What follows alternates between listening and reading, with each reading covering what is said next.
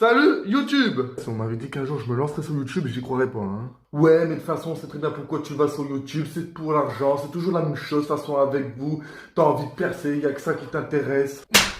Alors non, je ne vais pas sur YouTube parce que l'argent m'intéresse. Je vais sur YouTube, j'ai décidé d'aller sur YouTube parce que je veux parler de sujets qui m'intéressent, de sujets qui me plaît, qui me donnent envie d'en parler. Et en ce moment, il m'est arrivé des choses, donc j'avais envie d'en parler. Donc je me suis dit, tiens, allez, je vais prendre des notes et je vais mettre ça sur YouTube. Voilà comment c'est arrivé. Par contre, je suis désolé pour cette vidéo, il n'y aura pas de caméra pro, il n'y aura pas... En fait, je filme avec mes propres moyens, mes moyens du boss, vraiment du fait maison. Je filme avec un téléphone de très haut de gamme, donc j'ai une qualité assez raisonnable, j'ai une qualité 4K, c'est assez raisonnable. Pour une vidéo de 2020. Donc j'espère que la vidéo quand même va vous plaire. Parce que tout simplement parce que les magasins de électroménager, tout ce qui est électroménager, tout ce qui est téléphonie, tout ce qui est... Voilà, vous m'avez compris, mais c'est fermé, donc je n'ai pas de matériel professionnel, mais j'ai des bonnes conditions. Donc ne vous inquiétez pas, la vidéo sera de bonne qualité. Dans cette vidéo-là, je vais vous parler de ma quarantaine. Alors je sais que c'est pas un sujet très gai de parler de ma quarantaine pour un premier podcast, mais avec les événements qui me sont arrivés ces derniers jours, ça m'a donné envie d'en parler, et croyez-moi, j'ai passé des sales quarts d'heure. Alors déjà, pourquoi je suis en quarantaine? Tout commence ce vendredi dernier, je me réveille avec de la fatigue, de la fièvre, de la nausée, de la transpiration, bref, tout un tas de symptômes. Sans oublier une grosse chaleur corporelle. Je me sentais pas bien, donc j'ai demandé à ce qu'on prenne immédiatement ma température. Avec ce qui se passe au pays, vous pouvez prendre zéro risque. Hélas, ma température a été montée jusqu'à 38,2. Donc 5 minutes plus tard, une infirmière a été dépêchée sur place. Elle avait pris ma température, j'avais chuté à 37,5. Donc elle en a conclu que c'était une insolation. Bah oui, juste avant ça, j'avais pris 3 jours de soleil. Mais regardez comment je suis blanc comme un cul. Normal que je résiste pas. J'étais rouge de partout. Y'a que le visage qui est resté blanc. On aurait dit un paquet de Marlboro, sans déconner. Donc rassuré, mais toujours fatigué. Je me repose dans ma chambre et 1 heure plus tard, on apprend que l'infirmière s'est trompée sur les faits. Il ne s'agirait pas d'une insolation, mais il peut s'agir d'une chose beaucoup plus grave. Sans prendre de risque, j'ai été immédiatement placé en quarantaine. C'est horrible le premier jour. T'as l'impression qu'on te jette en prison parce que t'as été coupable d'être malade. Bref, ce jour-là, j'ai fait l'erreur de prendre un bain chaud pour me détendre. Mais ça a fait pire que mieux, ça a fait monter ma fièvre à 39,8. Ah, ce jour-là, j'avais l'impression d'être la nouvelle torche humaine des 4 fantastiques, hein.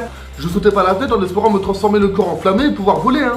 Après, le point positif, c'est qu'après avoir pris un Dafalgan ou un Doliprane, ma fièvre elle avait chuté à 36,8. Donc moi je me croyais guéri, c'était bon, tout était passé. Je voulais sortir de la quarantaine pour pouvoir embrasser mes amis. J'en avais marre, j'avais l'impression d'être enfermé en prison depuis 15 ans. Donc j'ai fumé des clopes, j'ai pris un peu de soleil parce que pour moi tout était terminé.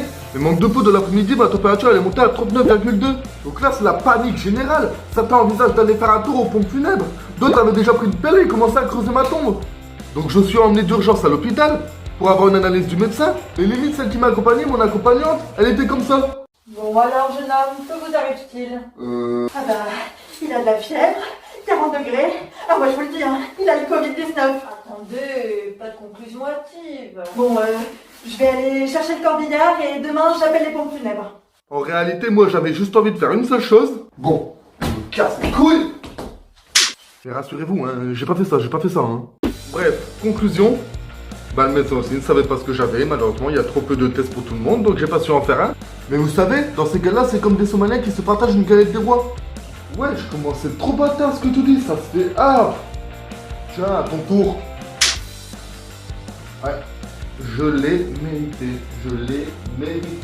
Bref, donc le médecin pense qu'il s'agirait d'une insolation, mais qu'il ne soit pas impossible que ça soit le Covid-19. Je sais pas si le but du médecin était de me rassurer ou de me mettre la corde au cou. En rentrant, j'ai fait un sang comme si j'avais pas dormi depuis 15 jours. Et vous savez quoi? Du lendemain, plus de température, plus de fièvre.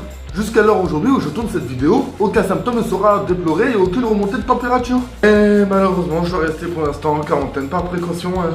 Le médecin m'a d'ailleurs prescrit des vitamines pour lutter contre le Covid-19, mais bon, j'espère les prendre pour rien. Hein. Bref, si vous aussi vous avez une histoire similaire à celle-là, que vous avez dû être emmené à l'hôpital, que vous avez dû aller voir votre médecin, que vous avez eu des symptômes douteux et de fortes fièvres, courage.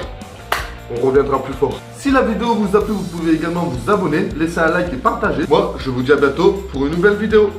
Ciao!